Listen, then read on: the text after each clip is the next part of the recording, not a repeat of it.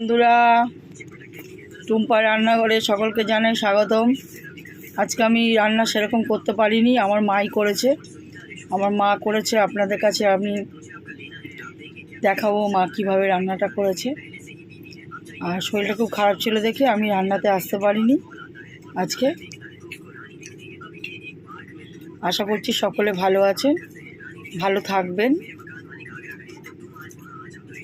এই বন্ধুরা, এই দেখো মাশরুম নিয়ে এসেছি আমি কিনে।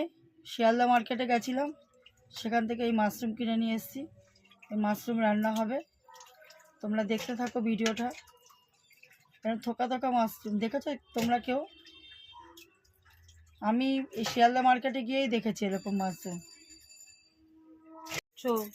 এই যে ধনেপাতা আছে, যে ধনেপাতা, দেশি ধনেপাতা নিয়ে এসেছিলাম বাজার থেকে, ওটা এখন বাটা হবে।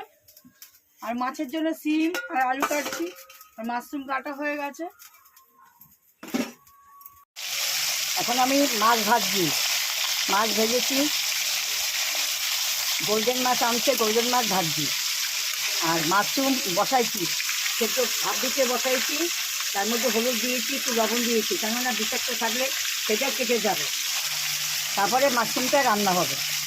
আমি কালো জিরা ফোড়ন দিয়েছি, এখন আমি আলু দিচ্ছি, তেলে আলু দিচ্ছি, মাছে বড়ি দিচ্ছি, বড়িটা ভেজে দিচ্ছি, তেল বসিয়ে তেলে ভেজে দিচ্ছি বড়ি। মাছে বড়ি তুলে চিন দিচ্ছি, চিনটা দিয়ে ভাজা ভাজা করে তারপর জল দিই, মশলা দিয়ে দিচ্ছি, লঙ্কা বাটা, কালো জিরা বাটা দিচ্ছি, কালো জিরা ফোড়ন দিচ্ছি।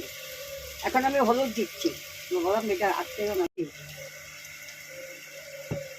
হলুদ দিয়ে আমি একটু জল দেব,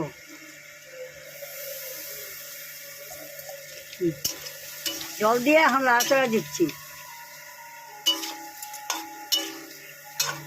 আরেকটা বলবো, জল দিয়ে চিন দিয়েছি, এখন আমি আলু দিচ্ছি, বড়ি দিচ্ছি,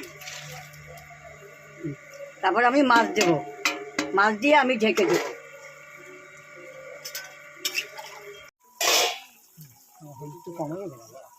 ঢাকনা তুলে দিচ্ছি, এখন আমি মাছ দিচ্ছি।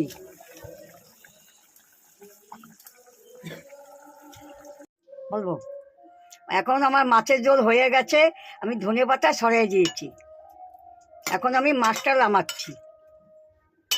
হ্যালো বন্ধুরা, এই দেখো খেতে বসেছে। কি খাচ্ছ গো? এই যে এটা কি একটা বাটা, এটা ধনেপাতা কৌড়া করা হয়েছে। ধনেপাতা বাটা? বেটে কড়াইতে নাড়তে হয়েছে। আর বেগুন পোড়া হয়েছে, মাছের ঝোল হয়েছে, চাটনি আছে, গোল্ডেন মাছ।